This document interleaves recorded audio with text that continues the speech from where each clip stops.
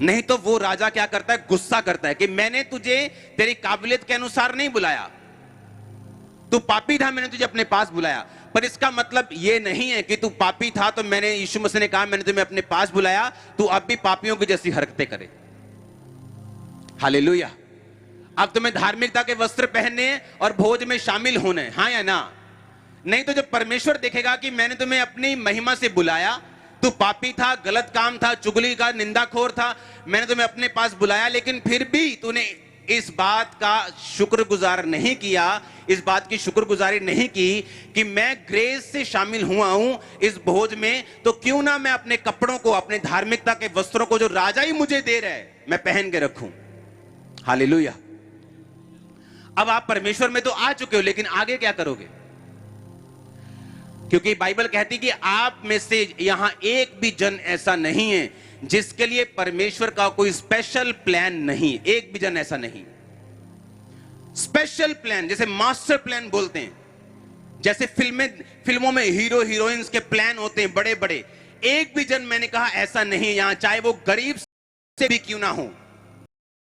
इसमें परमेश्वर का योजना नहीं है, एक भी जन ऐसा नहीं है यहां पे।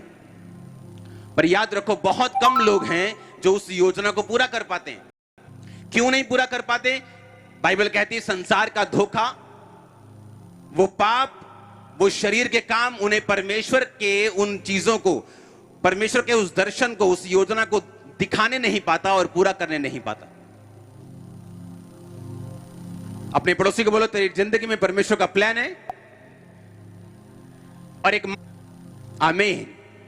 अब आप ये सोचोगे कि ठीक है, मेरी लाइफ में अगर परमेश्वर की योजना है तो मैं उसे कैसे पूरा होते देख सकता हूं, मैं उसे पूरा कैसे करूं? अगर अगर अगर तो मेरे मन में यह सवाल आएगा कि ठीक है, मैं ये समझ गया कि परमेश्वर ने मुझे अपनी समानता में बनाया, अपने जैसे अधिकारों के साथ बनाया, परमेश्वर की मेरी लाइफ में एक योजना है, उसने मुझे अपनी ग्रेस से अपने भोज में शामिल कर लिया, उसका अनुग्रह मुझ पे हुआ। पर आगे क्या? परमेश्वर की क्या योजना है मेरी जिंदगी के लिए? वो क्या चाहता है मेरी जिंदगी में, मैं क्या?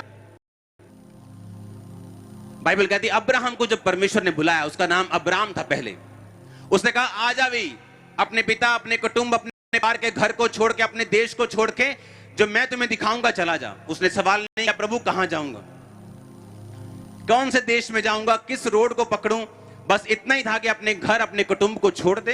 क्योंकि जहां अब्राम रहता था, वो लोग लकीरों को पढ़ के आपका भविष्य बताते थे कि तेरे साथ ऐसा होगा, तेरे साथ ऐसा होगा। और परमेश्वर जानता था कि जब तक तू इन लोगों के अंदर रहेगा, मैं तुझे ब्लेस नहीं कर पाऊंगा, क्योंकि उनकी बुद्धि, उनकी जो विद्या है, वो तेरी सामर्थ्य में और परमेश्वर से आशीषों को लेने में एक रुकावट ठहरेगी।